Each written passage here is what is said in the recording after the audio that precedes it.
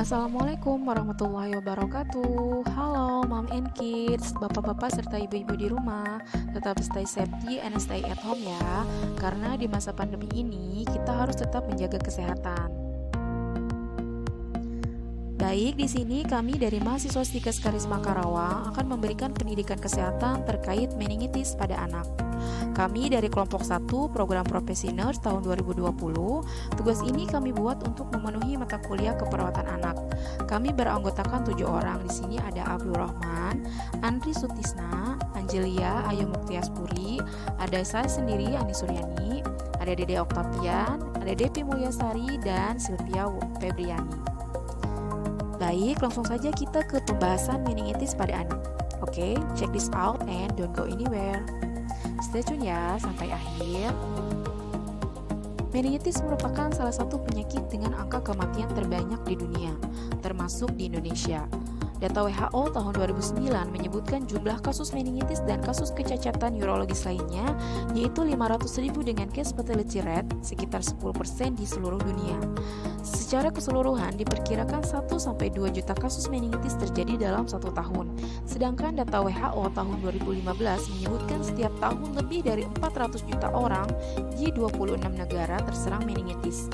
Kasus meningitis banyak terjadi di negara-negara Afrika, sebanyak lebih dari 900.000 kasus dalam rentang tahun 1995 sampai 2014. Kasus meningitis mengakibatkan 10% kematian. Meningitis sendiri bukan hanya menyerang pada dewasa, tapi juga pada anak-anak.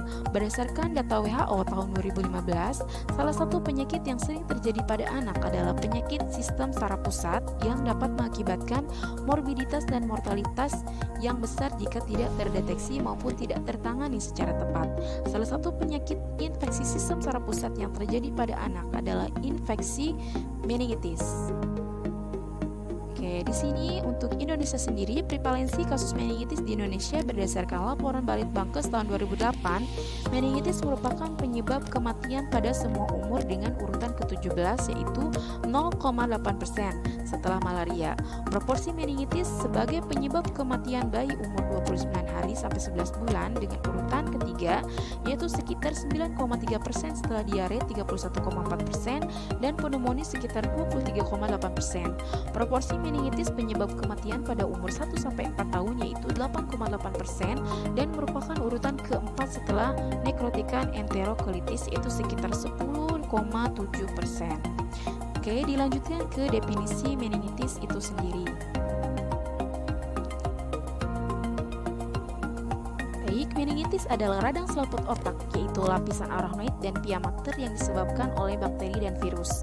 Meningitis adalah infeksi akut yang mengenai sistem selaput meningel yang dapat disebabkan oleh berbagai mikroorganisme dengan ditandai adanya gejala spesifik dari sistem saraf pusat yaitu gangguan kesadaran, gejala rangsa meningkat, gejala peningkatan tekanan intrakranial, dan gejala defisit neurologis. Untuk etiologi atau penyebab dari meningitis itu sendiri dibagi ke dalam beberapa faktor yaitu yaitu ada bakteri dari Haemophilus influenza, Neisseria meningitidis, Diplococcus pneumonia, Streptococcus grup A, Staphylococcus aureus, Escherichia coli, Klebsiella, Proteus, dan Pseudomonas. Selanjutnya ada dari golongan virus. Nah, virus penyebab dari meningitis itu terbagi ke dalam dua golongan yaitu ada virus dari RNA dan golongan DNA.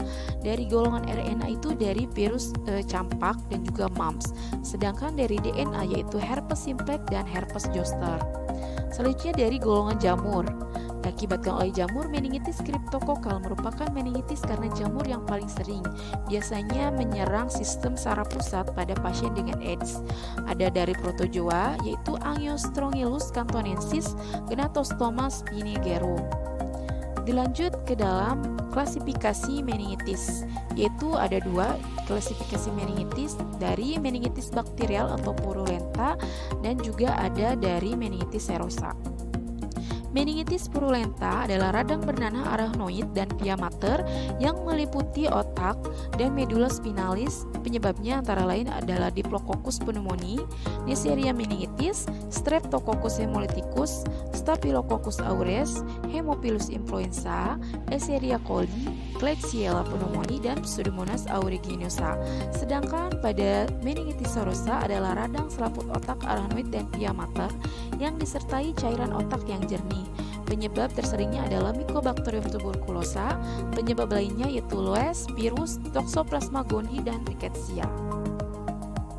Di sini ada trias klasik gejala meningitis, yaitu ada demam, sakit kepala, dan juga kaku kuduk.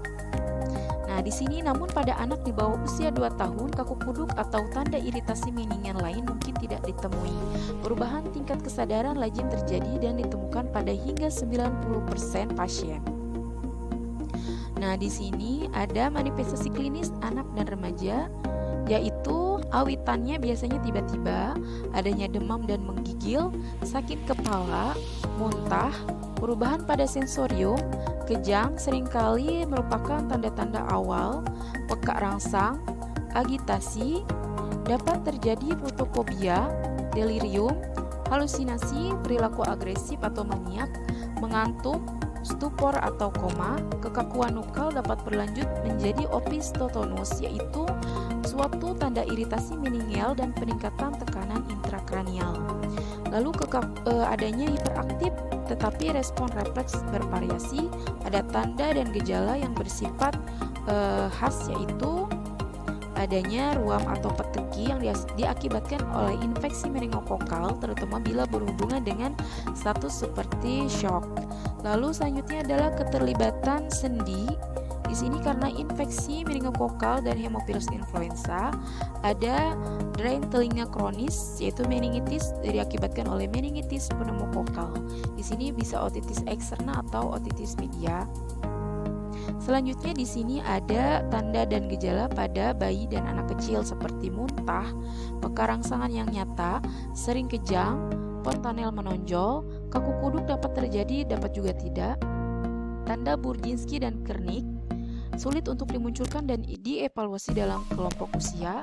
Adanya emphysema subdural. Selanjutnya adalah tanda dan gejala pada neonatus.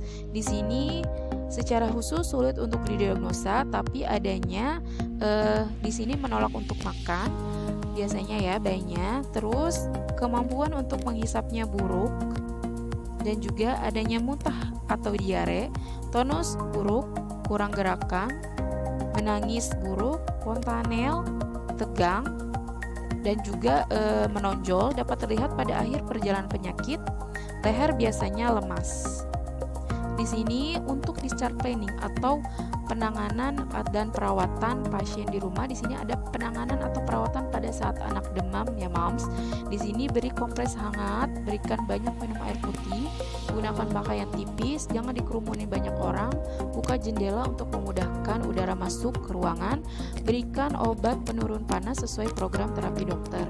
Selanjutnya ada penanganan perawatan pada saat anak kejang di rumah. Baringkan anak pada tempat yang rata, kepala dimiringkan dan pasangkan gagang sendok yang dibungkuskan kain atau sapu tangan bersih dalam mulutnya dengan tujuan untuk mencegah lidah tergigit. Buka baju anak, longgarkan pakaian yang mengganggu pernapasan. Selanjutnya, singkirkan benda-benda di sekitar anak. Jangan memberi minuman atau makanan apapun pada saat anak kejang. Nah, bila anak di sini bila badannya panas, berikan kompres hangat. Bila dengan tindakan ini kejang belum berhenti atau kondisinya semakin parah, segera bawa anak ke dokter atau ke rumah sakit. Nah, apabila meningitis tidak segera tertangani, dapat mengakibatkan komplikasi. Di sini komplikasi yang sangat berat dan dapat menyebabkan kematian, yaitu hidrocephalus obstruktif, meningococcal septicemia, sindrom water friderizen, sindrom inappropriate antidiuretic hormone, efusi subdural, kejang, udema dan herniasi cerebral, cerebral palsy dan gangguan mental, serta gangguan belajar dan attention deficit disorder. Untuk Untuk pencegahannya, moms bisa lakukan di rumah, yaitu meningitis dapat dicegah dengan cara mengenali dan mengerti dengan baik faktor pendukung atau predisposisi seperti otitis media atau infeksi saluran napas seperti TBC. Nah, di mana dapat menyebabkan meningitis serosa. Biasanya meningitis akibat TBC ini dapat terjadi pada anak karena lingkungan yang ada pada lingkungan di Indonesia ini sering adanya faktor dari konsumsi rokok yang dapat mengakibatkan orang tua terkena TBC dan dapat mengakibatkan penularan pada anak dan hingga terjadinya meningitis. Nah, di sini dalam hal ini yang paling penting adalah pengobatan tuntas atau antibiotik walaupun gejala-gejala infeksi tersebut telah hilang. Di sini beberapa upaya pencegahan pada anak yang dapat dilakukan diantaranya adalah yaitu melaksanakan imunisasi tepat waktu moms. Jadi moms harus sering dan datang ke posyandu atau ke tempat pelayanan kesehatan terdekat untuk melakukan imunisasi. Lalu pada usia bayi 0 sampai 1 tahun diusahakan membatasi diri untuk keluar rumah atau jalan-jalan ke tempat-tempat ramai seperti mal, pasar, dan rumah sakit. Lalu selanjutnya menjauhkan anak dari orang yang sakit. Usahakan anak tetap berada pada lingkungan dengan temperatur yang nyaman. Oke, mungkin itu yang dapat kami sampaikan. Nah, di sini pembahasan terkait meningitis ini sangat penting untuk kita ketahui karena dapat berdampak pada kesehatan anak itu sendiri. Semoga Bapak dan Ibu di rumah dapat memahami dan dapat mencegah terjadinya meningitis pada anak. Kami dari kelompok 1 program profesi nurse Tikes Karisma Karawang tahun 2020 pamit undur diri. Assalamualaikum warahmatullahi wabarakatuh.